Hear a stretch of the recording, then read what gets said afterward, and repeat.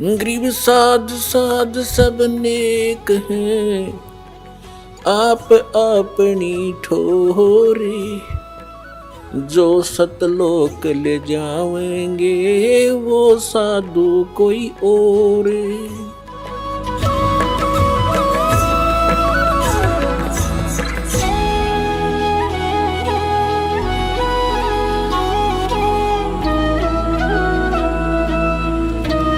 ಈಗ ಪುಣ್ಯಾತ್ಮರೇ, ಇದೀಗಲೇ ತಾವು ಶಿವಪುರಾಣ ಗೀತಾ ಪ್ರೆಸ್ ಗೋರಖಪುರದಿಂದ ಪ್ರಕಾಶಿತ ನೋಡಿದಿರಿ.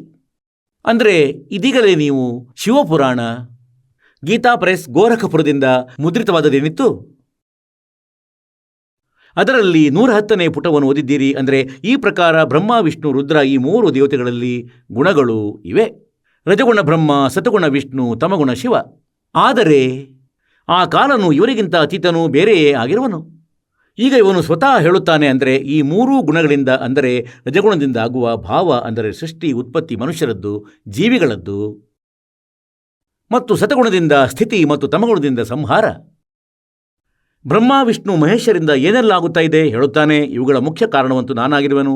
ಕಾಲನು ಹೇಳುತ್ತಾನೆ, ಆದರೆ ನಾನು ಇವರಿಗಿಂತ ಬೇರೆಯೇ ಆಗಿರುತ್ತೇನೆ. ಇವನು ತನ್ನ ಬ್ರಹ್ಮಾಂಡದ ಆ ಮೇಲಿನ ಸ್ಥಾನದ ಮೇಲಿರುತ್ತಾನೆ, ಎಲ್ಲಕ್ಕಿಂತ ಮೇಲೆ, ಶೂನ್ಯ ಶಿಖರದ ಮೇಲೆ. ಈಗ ಹೇಳ್ತಾರೆ, काल निरंजन सुन ठिकाना और ब्रह्मा विष्णु शिव भेद नहीं जाने.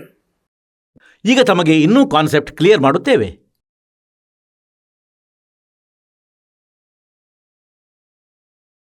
ಇನ್ನೂ ಒಂದು ಕಾನ್ಸೆಪ್ಟ್ ಕ್ಲಿಯರ್ ಮಾಡುತ್ತೇವೆ. ಅಂದರೆ ರಜಗುಣ ಬ್ರಹ್ಮ, ಸತಗುಣ ವಿಷ್ಣು, ತಮಗುಣ ಶಿವ, ಈ ಕಾನ್ಸೆಪ್ಟ್ ಕ್ಲಿಯರ್ ಮಾಡುತ್ತೇವೆ. ಅಥ ದೇವಿ ಭಾಗವತಂ, ಇದು ಸಂಸ್ಕೃತ ಸಹಿತ ದೇವಿ ಭಾಗವತ. ಅನುವಾದಕರ್ತರು ಕೇವಲ ಹಿಂದಿಯಲ್ಲಿ ಸ್ವಲ್ಪ ಗಡಿಬಿಡಿ ಮಾಡಿ ತಪ್ಪು ಮಾಡಿದ್ದಾರೆ. ಅದನ್ನು ಇಲ್ಲಿಂದ ನೋಡೋಣ ನಾವು. ಕೇಮರಾ ಶ್ರೀ ಕೃಷ್ಣದಾಸ್ ಪ್ರಕಾಶನ, ಬೊಂಬಾಯಿ. ಇದು ಇಲ್ಲಿಂದ ಪ್ರಕಾಶಿತವಾಗಿದೆ ಮತ್ತು ಇದು ಇದರ 3ನೇ ಸ್ಕಂದದಲ್ಲಿ ನೋಡೋಣ. ಇದು ನೋಡಿದಂತೆ, ಅತಃ ಶ್ರೀಮದ್ದೇವಿ ಭಾಗವತೆ ಭಾಷಾ ಟೀಕಾಯುತೆ ತೃತೀಯ ಸ್ಕಂದ ಪ್ರಾರಂಭ್ಯತೆ. ಈಗ ಇದು 3ನೇ ಸ್ಕಂದ, ಇದು ಪ್ರಾರಂಭವಾಗುತ್ತಿದೆ ಇದರ 11ನೇ ಪುಟದಲ್ಲಿ ಮತ್ತು 3ನೇ ಸ್ಕಂಧ ಅಧ್ಯಾಯ 5ರಲ್ಲಿ. ಇದು ಅಧ್ಯಾಯ 5ರ ಮತ್ತು ಇದು 8ನೇ ಶ್ಲೋಕ. ನಾವು ಓದೋಣ ಹಿಂದಿಯಲ್ಲಿ. ಹೇ ಮಾತೆ, ಶಂಕರ ಭಗವಂತ ಹೇಳುತ್ತಿದ್ದಾರೆ, ಹೇ ಮಾತೆ, ಒಂದೊಮ್ಮೆ ನನ್ನ ಮೇಲೆ ಸದಾ ತಾವು ದಯಯುಕ್ತಳಾಗಿದ್ದಿದ್ದರೆ ನನಗೆ ತಮೋಗುಣದಲ್ಲಿ ಯಾವ ಪ್ರಕಾರ ಪ್ರಧಾನಗೊಳಿಸಿರುವೆ ಮತ್ತು ಬ್ರಹ್ಮನಿಗೆ ರಜಗುಣ ಮತ್ತು ಹರಿಯನ್ನು ಸತೋಗುಣ,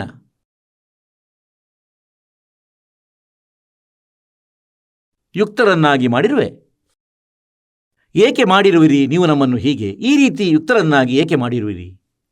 ಮತ್ತೆ ಇಲ್ಲಿ ನೋಡಿರಂತೆ, ಹೇ ಮಾತೆ, ಒಂದೊಮ್ಮೆ ನಮ್ಮ ಮೇಲೆ ಸದಾ ತಾವು ದಯಯುಕ್ತಳಾಗಿದ್ದಲ್ಲಿ ನನಗೆ ತಮೋಗುಣ ಯಾವ ಪ್ರಕಾರ ಪ್ರಧಾನಗೊಳಿಸಿರುವೆ ಮತ್ತು ರಜೋಗುಣ ಬ್ರಹ್ಮ ಮತ್ತು ಹರಿ, ಅಂದರೆ ವಿಷ್ಣುವಿಗೆ ಸತೋಗುಣ ಯುಕ್ತಗೊಳಿಸಿರುವೆ. ಈಗ ಇಲ್ಲಿ ಇದೀಗ ನೋಡಿರಿ ಸಂಸ್ಕೃತ. ಇದು 7ನೇದು ಸಮಾಪ್ತವಾಯಿತು, 8ನೇದು ಪ್ರಾರಂಭ ಆಗುತ್ತದೆ. ಯದಿ ದಯಾಧರ್ಮನ ನ ಸದಾ ಅಂಬಿಕೆ ಕಥಮಹಂ ವಿಹಿತಶ್ಚ. ಭಗವಂತ ಶಂಕರ ಹೇಳುತ್ತಿದ್ದಾನೆ, ಶಿವನು. ಕಥಂ ಅಂದರೆ ನನ್ನನ್ನು ಹೀಗೆ ಏಕೆ ಮಾಡಿದಿರಿ, ವಿಹಿತಶ್ಚ ತಮೋಗುಣ ಮತ್ತು ಕಮಲಜಶ್ಚ, ಕಮಲದಿಂದ ಉತ್ಪನ್ನನಾದಂತಹ ಬ್ರಹ್ಮನಿಗೆ ರಜೋಗುಣ ಸಂಭವ, ರಜೋಗುಣಿಯನ್ನಾಗಿ ಏಕೆ ಉತ್ಪನ್ನಿಸಿದೆ. ಸುವೀತಃ ಕಿಮು ಸತೋಗುಣೋ ಹರಿ, ಮತ್ತು ವಿಷ್ಣು ಭಗವಂತನನ್ನು ಸತೋಗುಣಿಯನ್ನಾಗಿ ಏಕೆ ಮಾಡಿದೆ. ಅಂದರೆ ಇದು ಸ್ಪಷ್ಟವಾಯಿತು, ರಜಗುಣ ಬ್ರಹ್ಮ, ಸತಗುಣ ವಿಷ್ಣು ಮತ್ತು ತಮಗುಣ ಶಿವ ಆಗಿರುವರು. ಈಗ ಇದರಿಂದ ಬಹಳ ಸ್ಪಷ್ಟವಾಯಿತೆನೆಂದರೆ ರಜಗುಣ ಬ್ರಹ್ಮ, ಸತಗುಣ ವಿಷ್ಣು, ತಮಗುಣ ಶಿವ ಎಂದು. ಮತ್ತು 7ನೇ ಸ್ಕಂದದಲ್ಲಿ ದೇವಿ ಆಗ ಹೇಳುತ್ತಿದ್ದಾಳೆ. ಪ್ರಥಮ ಸ್ಕಂದದಲ್ಲಿ ಇಲ್ಲಿ ವಿಷ್ಣು ಸ್ವತಃ ಹೇಳುತ್ತಿದ್ದಾರೆ ಏನೆಂದರೆ, ತಮ್ಮಲ್ಲಿ ಬ್ರಹ್ಮನಲ್ಲಿ ರಜೋಗುಣ ರಾಜಸಿ ಶಕ್ತಿಯ ಸಂಚಾರ ಆಗಿದೆ. ಮತ್ತು ವಿಷ್ಣು ಹೇಳುತ್ತಾನೆ, ನನ್ನಲ್ಲಿ ಸಾತ್ವಿಕ ಮತ್ತು ಶಂಕರನಲ್ಲಿ ತಾಮಸಿ, ಅಂದರೆ ರಜಗುಣ ಬ್ರಹ್ಮ, ಸತಗುಣ ವಿಷ್ಣು, ತಮಗುಣ ಶಿವ. ಈ ಕಾನ್ಸೆಪ್ಟ್ ಆಯಿತು ಕ್ಲಿಯರ್.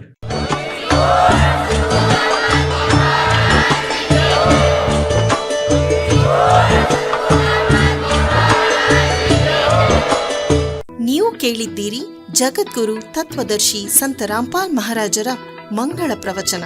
ಹೆಚ್ಚಿನ ಮಾಹಿತಿಗಾಗಿ ವಿಸಿಟ್ ಮಾಡಿ ನಮ್ಮ ವೆಬ್ಸೈಟ್ www.jagadguru-rampalji.org. ಸಂತ ರಾಮ್ಪಾಲ್ ಮಹಾರಾಜರ ಶುಭ ಆಶೀರ್ವಾದದಿಂದ ಇಡೀ ವಿಶ್ವದಲ್ಲಿ 500ಕ್ಕೂ ಹೆಚ್ಚು ನಾಮದೀಕ್ಷಾ ಕೇಂದ್ರಗಳಿವೆ. ಇದರಲ್ಲಿ ಸಂತ ರಾಮ್ಪಾಲ್ ಮಹಾರಾಜರಿಂದ ನಿಶುಲ್ಕವಾಗಿ ಆನ್ಲೈನ್ ನಾಮದೀಕ್ಷೆ ಕೊಡಲಾಗುತ್ತಿದೆ. ತಮ್ಮ ಹತ್ತಿರದ ನಾಮದೀಕ್ಷಾ ಕೇಂದ್ರದ ಮಾಹಿತಿಗಾಗಿ ಸಂಪರ್ಕಿಸಿ 888 444 7302.